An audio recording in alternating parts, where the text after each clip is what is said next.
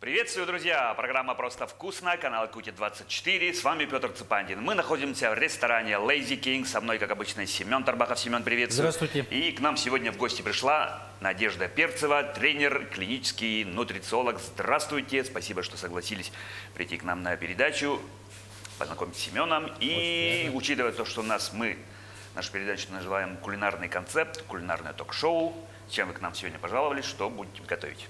Будем, конечно же, готовить сбалансированное питание, чтобы восполнить витамины, макроэлементы, дефициты, да? Конечно же, будет сбалансировано.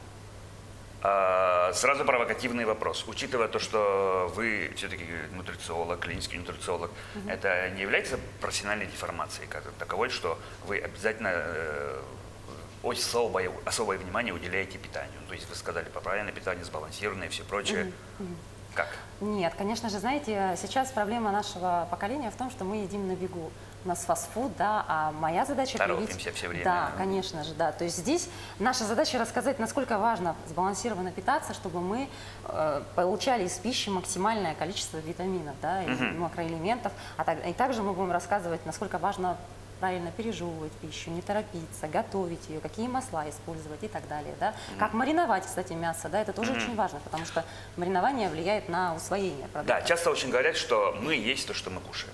Точно. Я с этим соглашусь, да, но мы обязательно углубимся в тему, но давайте вот сейчас зрителям, нашим телезрителям расскажем, что будет вообще. Мы приготовим салат с киноа и авокадо. Будет очень полезный для завтрака, да, для тех, кто хочет прям хороший сбалансированный завтрак. И на горячее у нас будет индейка со спаржей. То есть аж два блюда? Да. Прекрасно. Да. То есть можно использовать, да, как полноценный обед для многих. Ага. Я смотрю, Семен уже ставит на плитку. Мы сначала приготовим киноа. Что это? Киноа? Да, это специально такая крупа, которая последние года, последние лет 10 становится популярной. Очень популярная. Да. Но это как бы получается как гарнир, да? А то у нас картошка, рис, гречка, иногда лапша. А сейчас есть киноа. Причем в киноа достаточно большое количество белка. Да, многие не знают. Очень прекрасная крупа, допустим. Если вы хотите сделать разгрузочный день и вы не хотите употреблять мясо и молочные продукты, пожалуйста, можно использовать киноа. Салат из киноа будет прекрасно, да? Дополнять именно по белку в рацион. Белок – строительный материал. Конечно. Весь организм держится на белке. Я не знаю, что-то. Да, вот. Значит, очень хорошо, да? Помимо, конечно, белок, он абсолютно строит у нас все тело. Начиная, да, там, от ферментов поджелудочной железы, нашей костной структурой, кожи и так далее, да? Поэтому он очень-очень важен в рационе. Так, ну вот начали с киноа, и дальше продолжаем. Что делаем так, сейчас? Пока крупа у нас варится, нам нужно заняться основными ингредиентами. Это овощи, авокадо. Нам нужно порезать, да? Поэтому хорошо, приступаем. давайте приступаем. Или приступайте. И сразу первый вопрос, который я всегда задаю. У нас такая традиционная рубрика, я вас предупреждал. Как вы дошли до жизни такой? Я знаю, что вы не сразу стали и тренером, и нутрициологом. Немножко, пожалуйста, Надежда, расскажите о себе. Сначала я была стюардессой, летала довольно 6,5 лет. То есть вы родились стюардессой? Нет, конечно. Вы родились сначала, да? Я закончила школу, да. Нет, я имею в виду, что как я пришла, да, к такой жизни. Что я закончила школу, потом пошла в авиационное училище. Здесь у нас вот тут сразу, опять же, перебивая, вопрос. Ну, как это такое рождается? Потому что я вот сразу всегда проецирую на себя, я боюсь летать. Я не знаю, когда это произошло, у вас, значит, вы были маленькой, и у вас уже была какая-то такая тяга к небу. Ну, то есть, как, это же такая романтичная профессия, стюардесса. Не все же идут стюардессы. Это какой-то склад ума. У вас родители авиационные или как? Ну, по правде говоря, я сама боялась летать. Но я за то, что страхи нужно преодолевать. Они нас делают сильнее, да. Ну, да, говорят же, если чего-то боишься, надо наоборот, обязательно это сделать. Наоборот, к этому идти, перешагнуть. Да, конечно, потому что это в дальнейшем мотивирует достигать более высоких целей. Ну, сейчас, как модно говорить, преодолевать, выходить за зону комфорта. Да, вот так и есть, да. Расширять. Так и есть, верно. Ну, а потом я полетала 7 лет, я понимала, что чего-то хочется мне большего, да. Я пошла заниматься в спорткомплекс «Тандем», и там встретила своего супруга. Чуть-чуть поменьше сделал огонь, то уже закипает. Так, нам нужна будет тарелочка, куда мы будем складывать. Но она, скорее всего, глубокая должна быть. для салата. Глубокая есть? Или вот сюда мы можем переложить. Значит, нам нужно перемешать будет, да. Вот так, да? Ага. Так, ну что, складываем мы сюда авокадо. Давайте скажем, наверное, один такой момент, что косточка у авокадо, она токсичная. Знали ли вы об этом или нет? Будьте осторожны, потому что многие пытаются там, да, Что-то попробовать. сделать, ну, как Да, бы сразу ее выкинуть. обязательно ее нужно выкидывать, потому что она токсичная. Что мы и сделаем, кажется. Да, ну я имею в виду на всякий случай, да, телезрителям, Хорошо. чтобы они Не-не, вот сюда. выкидывали. Вот. Ну, в общем, собственно говоря, я пришла в тандем и работала тренером достаточно долгое время. Так, Сначала а групповых программ. тренерам тоже, это же специально нужно учиться, это или как? Конечно, то есть Да. здесь вообще в Якутске, в принципе, до сих пор не обучают на тренеров, прям так, если смотреть, да, на это с точки зрения профессионализма. Обучают в других городах. Сначала я была тренером обычных групповых программ, там, не знаю, степ-аэробики, да, наверное, такая типичная, да, программа. Вот, суперскульпта. Потом я увидела зумбу, мне захотелось стать тренером зумбы. Пошла, отучилась там тогда. Зумба? Да, да, Зумба — это танцевальное. же вот Да, танцы. танцевальное фитнес-направление. Потанцевала достаточно долго, сформировала большой круг уже постоянных клиентов. Но вы знаете, когда потом я уже стала тренером тренажерного зала, нужно же все время расти, как я говорю, да, нужно преодолевать свои страхи и идти двигаться дальше. Как-то развиваться. То есть в любом случае, мое мнение, тренер должен всегда развиваться. Иначе мы стоим на месте, и Ну, мы потому начинаем... что новые тенденции, Да, новая да. мода, опять же, ну, новые направления, всякие Конечно. разные И появляются. здесь да. нужно обязательно повышать уровень своей квалификации, потому что даже спорт и исследования по спорту, они не стоят на месте. Да? У нас в дальнейшем, да, было вот... Почему я пошла в нутрициологию? Потому что было мнение о том, что питание должно быть ПП. Что значит ПП? Правильное питание, да? Сейчас супер ПП есть. Возможно, да. Но видите, в чем проблема ПП? Что оно было без такое, знаете, достаточно обезжиренное. И по итогу в течение долгого нахождения на обезжиренном питании человек может получить различного рода заболевания, как желчно-каменную болезнь, застой желчи, да, какие-либо нарушения по работе печени и так далее. Да, потому что все-таки жиры, они очень важны для нас. И для работы в целом и гормональной системы, и поджелудочной железы, вообще для всего. То есть нам нужен обязательно холестерин. Также про холестерин, наверное, мы чуть-чуть попозже расскажу, да, почему там бывает, что когда он высокий, как его исправить и так далее, да, моменты насчет холестерина. Сейчас мы продолжим. И пошла работать нутрициологом, потому что тренирую людей уже довольно долго в тренажерном зале. Но есть такие проблемы, когда человек приходит в тренажерный зал, и его питание не сбалансированное, к сожалению, его опорно-связочный аппарат начинает страдать. По причине чего? Нехватки белков, жиров и углеводов, ему же нужно на восстановление использовать, да, вот эти вот именно белки, жиры, углеводы и микроэлементы нужны для восстановления нам, когда мы тренируемся, потому что есть мышечная боль, все, наверное, об этом знают, да, но если организм недополучает достаточное количество из питания, то, конечно же, организм найдет способ добыть. А добудет он, конечно же, из соединительной ткани, связок, суставов, сухожилий. Ну и часто, да, вот люди чувствуют, что у них болят суставы, колени, когда они занимаются долго или особенно физические нагрузки достаточно тяжелые. Ну, да. Да, поэтому здесь я пошла учиться дальше, потому что понимала, что различного рода проблемы могут быть. Ну, то есть для одного и того же, то есть для разных людей одни и те же тренировки заходят по-разному. Конечно, У кого-то, ну, вы же не можете знать, что человек дома кушает, как он питается, как у него вообще все организовано. Вроде одни и те же упражнения, а другой красавчиком становится, Да. другому тяжело, начинает все страдать, колени болеть Ну и вот все здесь прочее. я бы даже, знаете, когда помнила в начале передачи, вы сказали, что мы то, что мы едим. Да.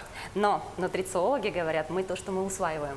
Это очень важно. Знаете почему? Потому что есть Так. какие-либо нарушения или воспаления в желудочно-кишечном тракте. Даже вот если мы возьмем белок, да, если у нас слизистая, она истощена, она занижена, да, кислотность желудка. Поврежденная слизистая, наш организм будет занижать кислотность. Низкая кислотность – плохое усвоение белка. Пожалуйста. То есть мы уже не можем нормально усвоить, да, эти продукты. И вот в этом Ну, то проблема. есть надо перед тем, как желательно, перед тем, как прийти в зал тренажерный, либо каким-то заняться, Да. ну, пройти какое-то такое. Ну, мини-обследование. Я бы так, знаете, Мини-обследование. как сказала, я бы вообще рекомендовала всем тренерам, особенно которые занимаются в тренажерном зале. Почему? Потому что веса больше и нагрузка на организм возрастает, соответственно. Ну, мы не берем сейчас групповые занятия, возможно, там веса поменьше, да, групповых программ. Ну да. А тренажерного зала я всегда говорю так, что вот мы, нутрициологи, берем только на основе хотя бы основных анализов. Это УЗИ брюшной полости, это общий анализ крови с лейкоцитарной формулой. Чтобы понять, ну и желательно, конечно, сдать общий белок. Почему? Потому что норма общего белка в нашем организме, особенно тренирующегося человека, 75 должна быть миллиграмм. 75, это очень важно. Почему? Потому что у меня приходят клиенты заниматься, и я понимаю, что начинается проблема со здоровьем, по анализам 65. А как мы будем обеспечивать организм даже элементарно, да, вот, вот, то есть наша поджелудочная железа вырабатывает ферменты, а она их создает из белка. Пожалуйста, да, костная структура состоит из белка. И здесь у нас начинаются сложности тогда, когда мы не доедаем этот белок, а человек приходит еще тренироваться. Понимаете, бывает такая сложность, человек говорит, я ем достаточно белка, но это вопрос про то, что он его не усваивает. И вот здесь задача... Кушает, да, а вроде как они проходит усваивают. мимо. Да, то есть мы будем, на самом деле здесь такой вариант, знаете, нужно рассматривать варианты, по какой причине не усваивается этот белок. Возможно, это воспалительный процесс, а возможно, человек просто заглотил кусками мяса, нормально его не проживал. Да, то же самое может быть. То есть мы должны нормально пережевывать пищу, потому что, видите, у нас, если смотреть по анатомии желудка, у нас есть привратник, он перепускает пищу достаточно кашеобразную. И если у нас пища достаточно грубо была заглатана, да, ну вот мы бежали куда-то, да, торопились, мы нормально пищу не проживали. Соответственно, привратник – это такой клапан, да, который идет от желудка до кишечника, до тонкой кишки, он не пропустит пищу, пища будет долго стоять. Что человек чувствует, как вы думаете? Тяжесть? Конечно. Вот это, Конечно, вот это, как будто... Да, вздутие, тяжесть. Это причина чего? Нормально не прожевана пища. То есть это одна из таких вот факторов, да? Так, ну что ж, хорошо. В принципе, наша крупа готовится. Мы Да, сейчас, я водички добавил. должны вот отбить нашу индейку, получается, до такого, Как следует. такого пласта, да, получается. И как раз берем вот пакетик и будем потихоньку отбивать.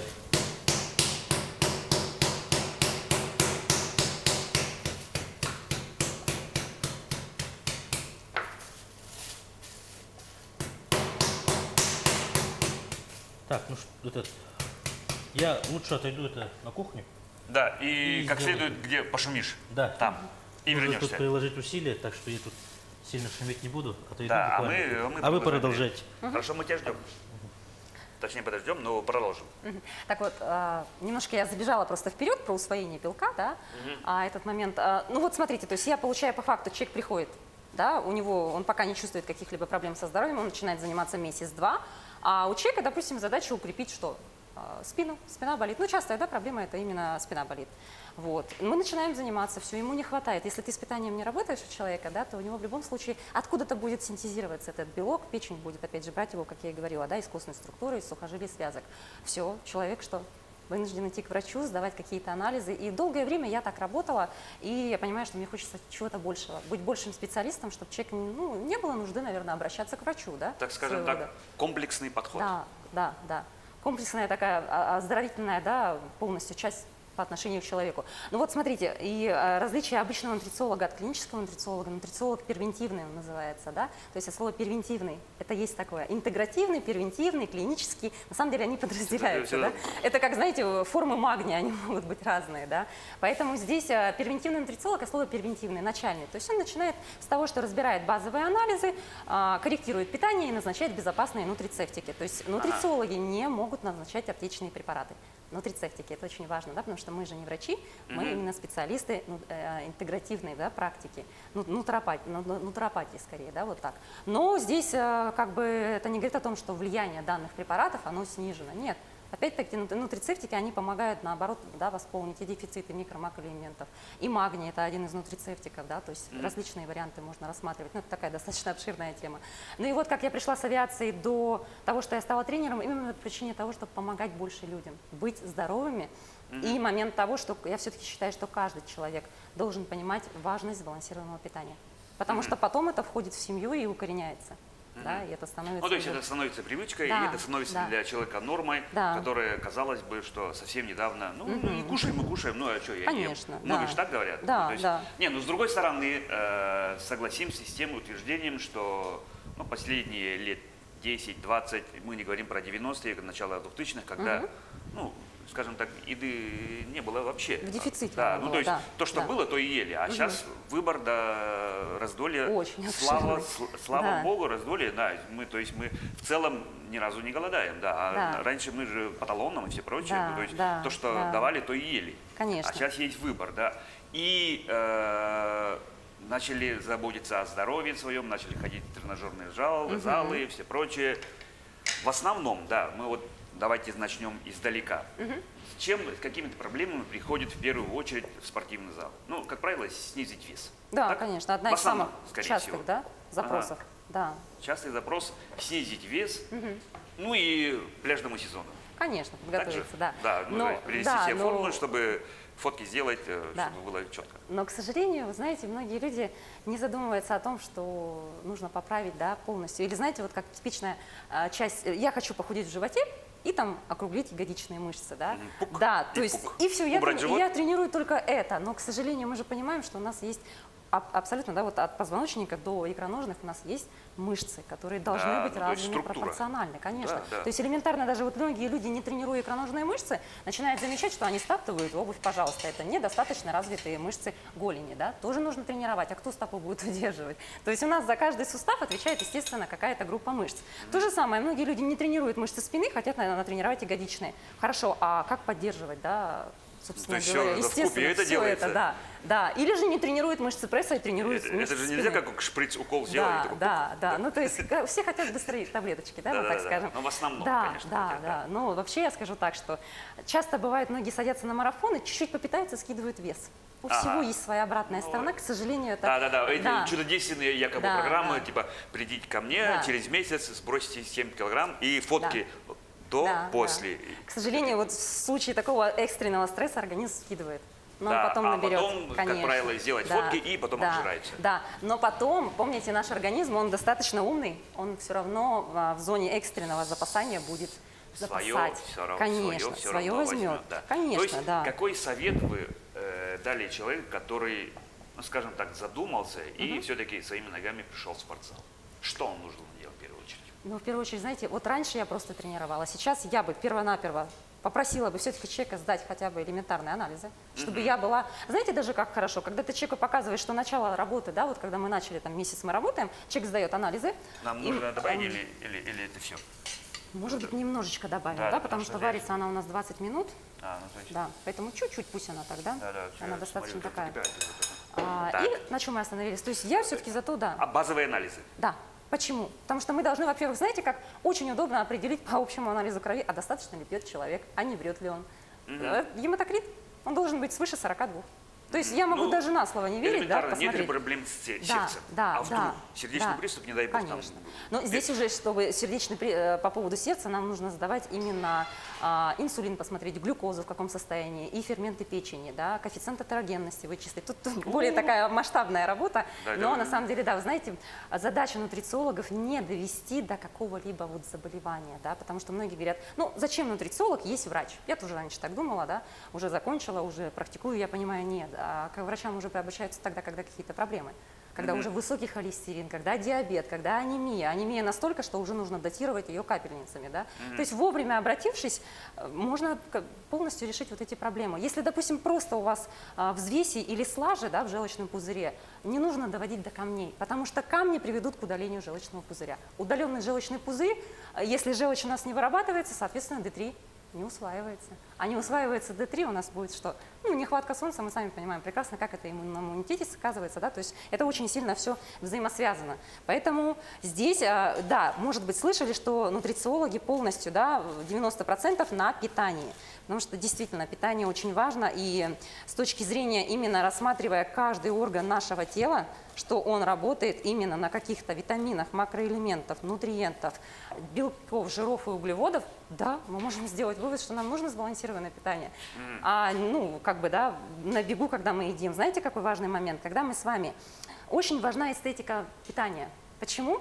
Потому что когда вот мы готовим, и человек голодный, мы начинаем вырабатывать слюну. Есть такое? Да. Визуально смотрим, Да. слюна да, пошла. да. Пошла? Не, но это можно пронаблюдать тогда, когда человек голодный приходит в да, супермаркет. да. И сразу вот так начинается же. Ага. Поэтому говорят, в супермаркет надо не идти голодным, а идти... Наберешь много, Да, да? наберешь много. Ну, то есть Ага. не понять, для чего, вот это хочу, вот это Да, хочу. и да, начинаешь да. Ну, бросать наберешь красиво. много, но самое главное потом сдержать себя. Но момент такой, при приготовлении пищи нутрициологи советуют не есть. Мы нюхаем, мы даем слюне выработаться. Почему? Потому что все завязано. Слюнные железы работают, все по пищеводу слюна Организм стекает. подготавливается. Да. Поджелудочная железа дает что? Ферменты. Протеаза, амилаза, там они разные. Амилаза для углеводов, протеаза для белков, да, то есть там свои такие, да, ферменты разные. Желчный дает желчь. Да. И здесь очень важный момент, сейчас я вам скажу, для того, чтобы лучше усваивать белок, нужно мариновать его, чтобы аминокислоты немножко расщеплялись, потому что бывает мясо вот как свинина. очень грубая, да. Тяжелая. Куриная грудка, индейка, они более мягкие. Но в любом случае мясо мы маринуем 2 часа. В различных, да, желательно делать заправках, там на лимоне, можно различные посмотреть в интернете, да. Рыбу буквально 40 минут достаточно. Что это повысит? Повысит усваиваемость белка, потому что на самом деле на усвоение белка огромные факторы влияют. Даже мы возьмем кислотность желудка, мы возьмем, а достаточно ли у нас протеаза вырабатывает поджелудочная железа? Мы сейчас не говорим о том, что, не дай бог, если у человека панкреатит, то здесь с ферментами немножечко уже проблема, да, это вот так мы глубоко заходим в клинического нутрициолога. Поэтому первое правило – готовим, нюхаем, слюна идет, взглядом, да, все это красиво готовим, не есть, не перебиваем себе, да, аппетит. Вот. Готовим, наслаждаемся, сервировка блюда обязательно должна быть красивая. Эстетика очень важна, почему? Потому что когда мы на бегу едим, ну, мы где-то обычно заняты в телефоне. Замечали, когда приходишь в ресторан, иногда хочется насладиться видом, посмотреть вокруг, ну, когда хороший интерьер, да? Да. А дома мы в телефонах, это же действительно сейчас такая Между делом, проблема. да. Ну и поэтому даже при Советском Союзе в 80-е годы говорили, что надо, если кушаешь, то только кушай. А не дай бог за чтением, за Да, телеком, да, когда ты да. непонятно вот так. Вот про это и речь. А почему, знаете? Про себя запихиваешь еду. В себя. Ну, То так, чуть-чуть я надо это, ее- О, иду ее- тем временем Семен уже. Да, надо ее процедить. Так, нам нужно будет соус сейчас сделать для нашего Пока выключу. салата. Поэтому, да, давайте сейчас мы закончим именно момент про то, что не стоит смотреть телевизор, когда мы едим, и детям лучше не прививайте этот момент. Потому что, во-первых, у нас есть фактор насыщения, мозг не понимает, он смотрит, зрительный, да, у него момент так происходит, мы смотрим, видим. Но, опять же, если с точки зрения нутрициологии рассматривать и нашего организма, есть парасимпатическая система, симпатическая система. Симпатическая система – система отдыха, когда мы отдыхаем, да, гуляем, а парасимпатическая, когда мы напряжены. Занимаемся, бегаем куда-то, да, какой-то стресс у нас. Так вот, момент такой, что если вы смотрите телевизор и какие-то передачи листаете, пожалуйста, парасимпатика. У нас, да, и когда мы едим, симпатическая система работает. То есть если мы не в расслабленном, да, состоянии едим, не наслаждаемся пищей, не пережевываем ее, у нас же есть факт того, что и ферменты должны работать, и пережевывать мы должны. Часто люди даже толком не пережевывают еду, потому что смотрят что-то. Почему? Потому что думают, что мир, видимо, вокруг них бежит, или что, ну, скучно сидеть просто и есть. На самом деле это важно, желательно, да, проживать пищу нормально, спокойно. То есть в себе закладывать именно такие привычки. Да, Да? да. Ну, а для этого сервируйте красиво стол, Да, чтобы не было и так, да? часто же говорят, что со стола нужно уходить с чувством легкого голода. Ну, вообще, да, в принципе, знаете, Хотя очень тяжело. Обычно то, что мы слышим, ой, я так наелся. вот момент, вот знаете, я Да, бы так в гости сказала. пришел, и Да, как будто последний да. раз. Ну вот так Перед лучше, смертью как это будто. уже переедание. Да, Почему? Потому что вы понимаете всегда такой так. момент, да, если мы И с вами... тем более якутский стол, когда вот Конечно. много всего, Да, да. и все. Да. Ой, я так наелся, пойду полежу. Это вообще Сейчас, самое... да, сейчас сформулирую, почему. Вот смотрите, у нас есть желудок, естественно, который, когда поступает через пищевод пища, он ее как мышца, да, обрабатывает, там соляная кислота работает. Дальше у нас есть такой сфинктер, через него проходит именно пища кашеобразная, она проходит только в течение 20 минут. Все, не успели, закрылся клапан, пища стоит в желудке. Но это про то, как бы И не вот, надо как, наедаться. вот это ощущение. Да, да. Но, смотрите, я здесь сделаю для вас такое универсальное... Мы берем с вами тарелку 20 сантиметров примерно, да? Так. Учимся есть, неважно где мы. И мы должны поделить ее на 4 части. Ага. Ну, скорее даже на 2. Я это же слышал уже, хорошо. Правило гарвардской тарелки. Знаете, почему подходит? Не всем подходит счетчик калорий. Кто-то зацикливается, да, особенно у кого вот есть такая маниакальная, да, вот я уже столько съел, мне больше нельзя. А на самом деле организму, возможно, нужно больше калорий. Поэтому мы берем обычную тарелочку, делим ее напополам и делим ее на 4 части. Давайте я прям образно вам покажу. Мы берем мясо, оно должно составлять четверть тарелки. Давайте я вот сюда положу. Это Вот так. образно мы покажем. Да. Ага, Здесь так. у нас четверть занимает наша киноа-крупа. Так. То есть примерно Гарнир. горсточка. Да, гарнир. И вот эта часть, половина тарелки, это овощи. Салатики, клетчатка. Конечно, зелень, овощи. То есть вы представляете, насколько люди не доедают. Мы в основном берем, да, вот сколько я людей веду, я не вижу достаточного количества ни зелени, ни овощей, ни, да, вот. А это обязательно? Это обязательно.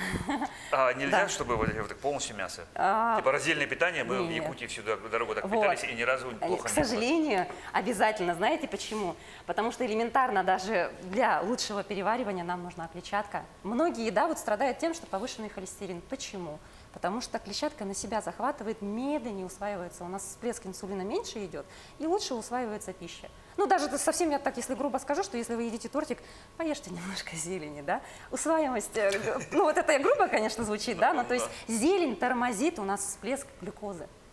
То есть, конечно же, если мы поели, у нас достаточно жирная пища, да, я, кстати, не призываю торты есть, я про то говорю, что важна клетчатка, да. Мы с вами, если едим жирное мясо, возьмем свинину, да, крупу какую-нибудь, долго переваривание будет. То есть клетчатка способствует лучшему усвоению, перевариванию, а также питанию микробиома. Не забываем о том, что у нас есть микробиом, который составляет 80% нашего иммунитета, и его кормить тоже нужно, да, не только сахаром. Зелень важна, многие спрашивают, как понизить холестерин. Вводить зелень, это очень важно, потому что зелень, она помогает, да, меньше вот переваривание лучше идет. И старайтесь все-таки жирные сорта мяса не более 2 раз в неделю есть. Это красное мясо. И красное мясо. Да, Это да, потому что особенно жирно. достаточно высокий холестерин. Стейк раз... 2 раза. 2 раза в неделю. Да, то есть мои рекомендации обычно, да, когда я составляю питание моим клиентам, белое мясо очень важно, содержит у нас триптофан, который потом синтезируется у нас, да, в серотонин и так далее. Серотонин у нас синтезируется. Гормон это который... Да, счастье. Счастье. А серотонин у нас синтезируется мелатонин, который нужен нам для сна. То есть здесь про это мы можем провести такую линию, насколько важно вообще питание. Белое мясо содержит у нас как раз-таки триптофан и серотонин, да, который так у нас по цепочке потом в организме преобразуется. Поэтому ешьте обязательно овощи, они нужны.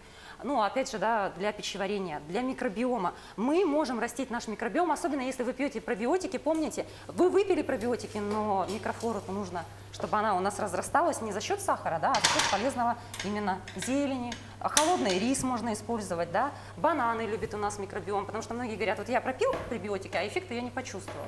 А это все по причине того, что мы часто патогенную флору выращиваем у себя с помощью сахара, который это кола, пожалуйста, газировки, чипсы. Все это, тем более вот чипсы, это высокий холестерин.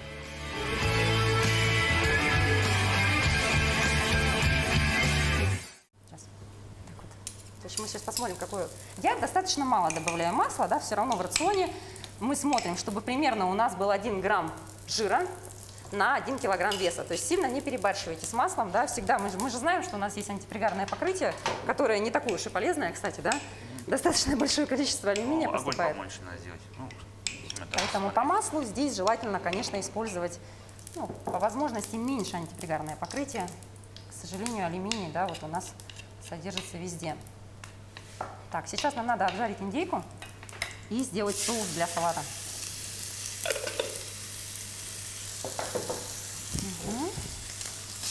Так, для соуса, конечно, мы можем разные ингредиенты использовать. Может быть лайм, если вам нравится по вкусу, может быть лимон. Чесночный, чеснок, вернее, сушеный молотый, тоже для вкуса. Но помните, желчь любит горечь. Да. Это для тех, у кого есть желчный пузырь. Не допускайте того, чтобы его удаляли.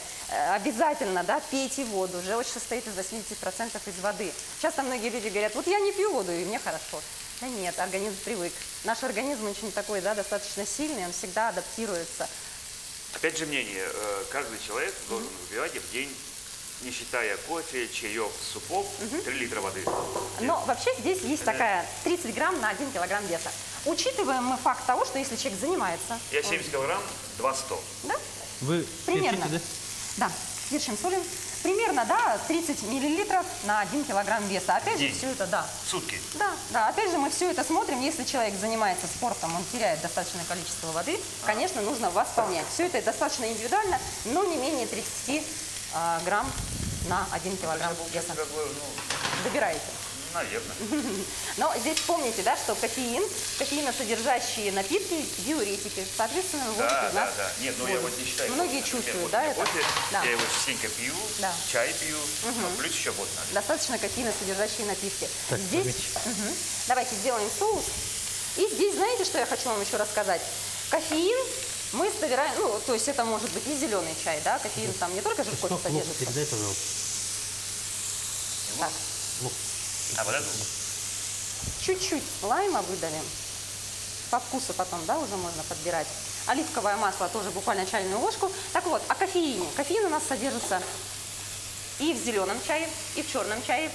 Ну да. Даже можно, многие Чай, говорят... кстати, Да. больше, чем кофе. Да, вот, про это Правильно? речь. Да.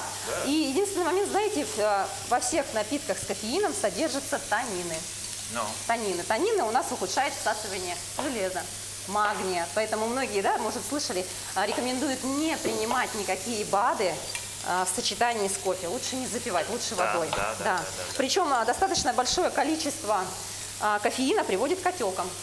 Почему это происходит, да, такой момент? По причине того, что если у нас недостаточно магния, опять же, да, недостаточно натрия, ну а его же, собственно, вымывает кофеин, могут возникать отеки. Поэтому здесь я рекомендую, конечно, не говорю, что от кофе нужно прям полностью отказаться, но минимизировать хотя бы до 1 чашки в день. И в день, Да, утром, да. желательно. И все. Да, Есть какие-то универсальные советы? да. Это, смотрите, чашка кофе с утра, ложимся мы хотя бы до 11, чтобы получить вот эти гормоны, которые влияют на нашу нервную систему, да, и так далее, на похудение наше. Достаточно пьем. Конечно, достаточно пьем, сбалансированно Воды. питаемся, но питание, знаете, такое, что вы вот позавтракали, завтрак должен быть полноценный, пообедали, поужинали, хотя бы 1 перекус. Старайтесь как можно меньше минимизировать, свести к нулю моменты того, что вы часто перекусываете. Вот так. Да, сейчас добавляем лук, чеснок, а потом, да, немножко прожариваем, а потом спаржу. Поэтому здесь рекомендую даже вот в плане принятия кофеина, да. После питья кофе уже не пьем. Это вот, знаете, как даже важно? Здесь было бы удобнее модулями разбирать. Модуль питания, модуль образа жизни, это как человеку, да, дать советы. То есть здесь модуль даже по сну. То есть нам, вы знаете, как очень важно, да, физические нагрузки даже для пищеварения. Потому что работа диафрагмы и дыхания помогает лучше, да, как массаж. Усваивать, Да, а массаж у нас же внутренних как? органов. Ой, я так, Да, да.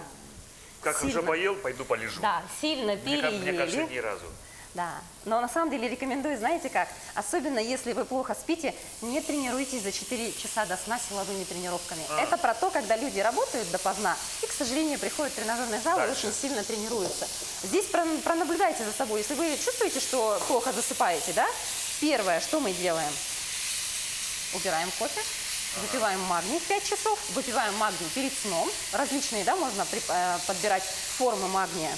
Убираем синий спектр за час до сна, а это телефон и телевизоры, мы не спим тогда. Многие привыкли почему-то спать под телевизор, да, убаюкивает. Ютубчик. Да, да, да. Естественно, у нас глаз-то, нервная система перевозбуждается. Кстати, есть такие лампочки от Алисы, которые делают такой спектр, да, более мягким.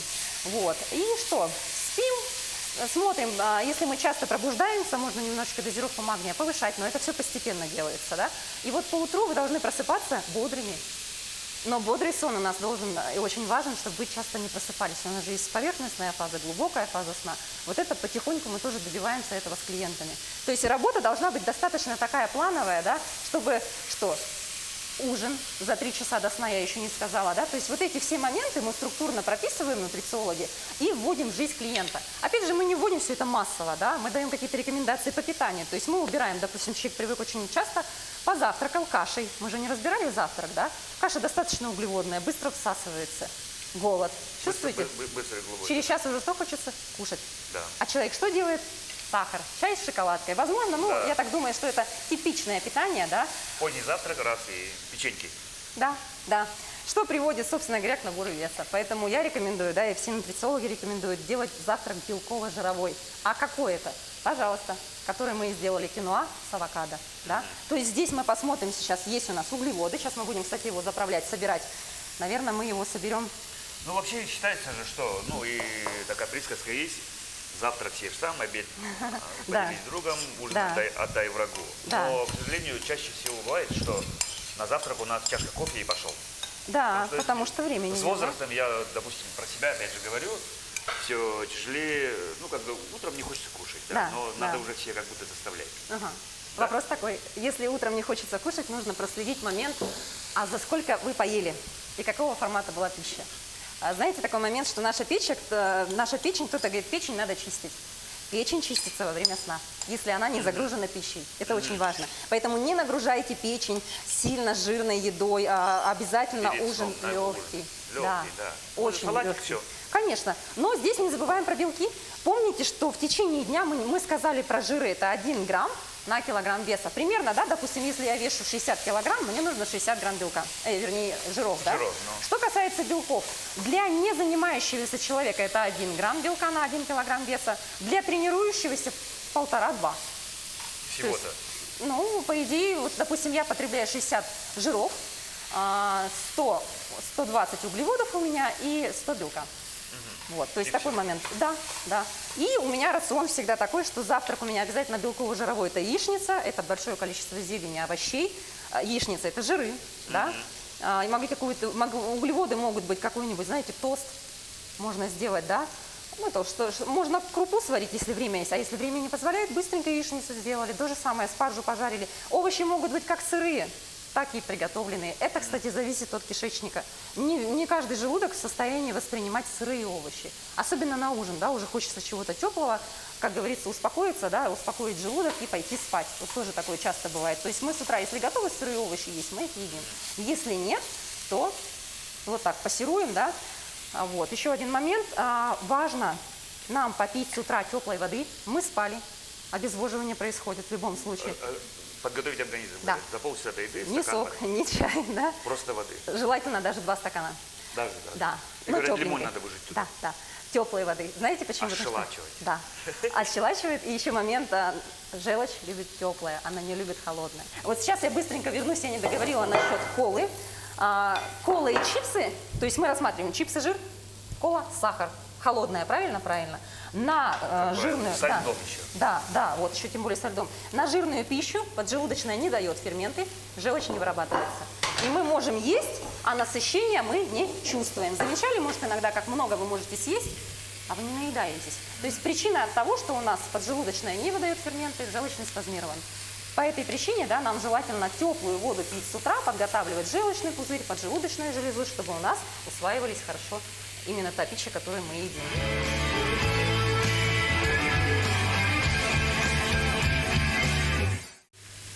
Так, салат у нас готов. Есть у вас личный какой-то такой рейтинг, ну, например, топ-10 продуктов, которые обязательно, ну, вообще вот суперфуд? Так, ну здесь мы посмотрим, обязательно мы используем, прямо вот мы смотрим по белкам, жирам и углеводам, да, обязательно мы используем масла. Приготовления не рафинированные, в них больше у нас витаминов. Мы используем, как я и говорила, помните, да, белое мясо 2 раза в неделю, индейка, курица, говядина 2 раза в неделю, не больше, потому что достаточно большое количество холестерина. И нам нужно будет, да, горячее, и подготовить зелень. Обязательно овощи. Знаете, как проводили исследования, говорили, те люди, которые достаточно большое количество едят овощей, да, у них менее какие-либо хронические заболевания возникают, потому что из разного вида овощей мы можем получать разные именно витамины. Поэтому не зацикливайтесь только на помидорах и огурцах. Старайтесь разнообразить свой рацион, особенно сейчас, да. У каждого огорода, наверное, будут, да, сезон такой прекрасный. Поэтому разнообразьте. Вообще рекомендую в каждый прием пищи добавлять зелень. В каждый. Идеально, если будет это еще и разное, да, допустим, попробуйте, там многие кинзу не любят, можно заменить на петрушку, руккола. Сейчас чего только нету, да, кстати, Да. руккола нам понадобится. Что вы посоветуете, допустим, когда нету возможности кушать овощи?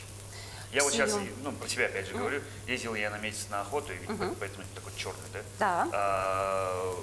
Овощей там нет возможности. Мы что-то с собой везли, какое-то время их хватило, и все. Ну да, Дальше в таком что случае есть такие у нас, как уже измельченные, да, овощи в виде клетчатки, это псилиум. Можно, Псилиум? Псилиум называется, да, можно его в Что-то аптеке. говорили, когда, вот Да. SEO есть. Что знаете, чем хорошо? Псилиум, он как сорбент, во-первых, хорошо, да, достаточно токсины хорошо захватывает. В любом случае у каждого, да, есть у человека токсическая нагрузка. Дальше что? Нам нужно руккола сверху положить и зелень. Мгм. Поэтому здесь мы, если вы прямо куда-то уезжаете, но поддерживать все равно нам нужно, да, чтобы клетчатка была в рационе, можно с утра псилиум, чайную ложку, 2 чайные ложки, в зависимости, какой вы купите, там он различный порошок бывает. Да, то есть можно, по крайней мере, так. В зимнее время можно, что если у нас не хватает, да, зелени, ну, в принципе, у нас сейчас дефицита, я думаю, по зелени нету. Можно квашеную капусту. Квашеная капуста прекрасна для кого?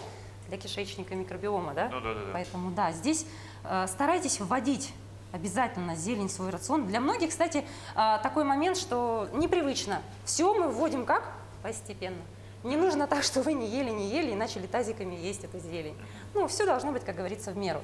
Кишечник должен привыкать, потому что все может быть стрессом, да? Вот. То есть здесь, как я и говорила, но здесь у нас, видите, если мы будем рассматривать вариант индейку с розмарином как обед, здесь не хватает чего? Именно, ну вот если это у нас завтрак, а здесь у нас обед, то не хватает именно нам гарнира.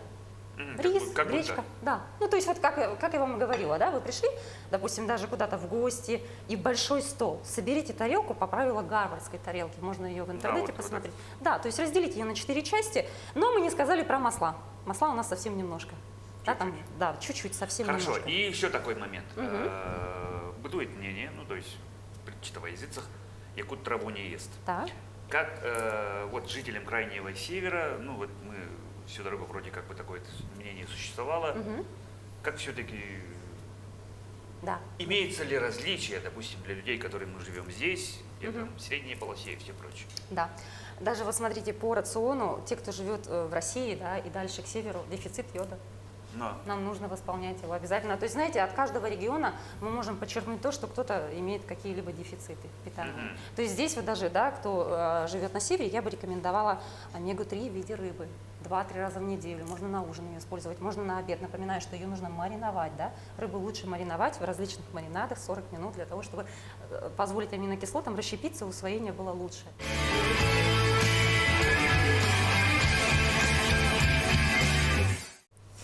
Конечно же, в каждом продукте мы подбираем так, чтобы закрывать нутритивную плотность. Но, опять же, да, нутрицептики можно пропивать. Магний мы из питания практически не получаем. Желательно его пропивать, датировать, да, то есть восполнять с помощью нутрицептиков.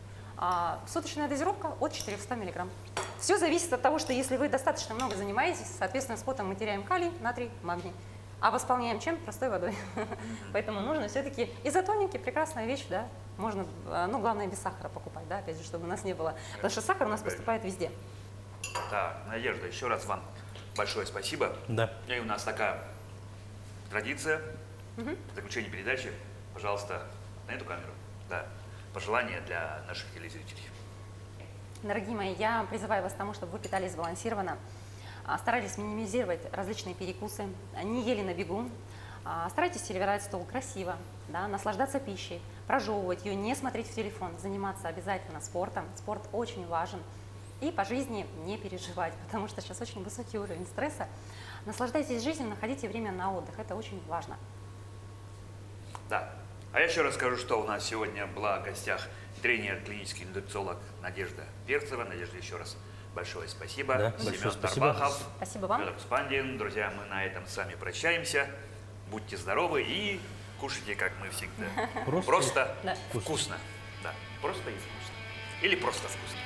И сбалансированно. Будьте здоровы.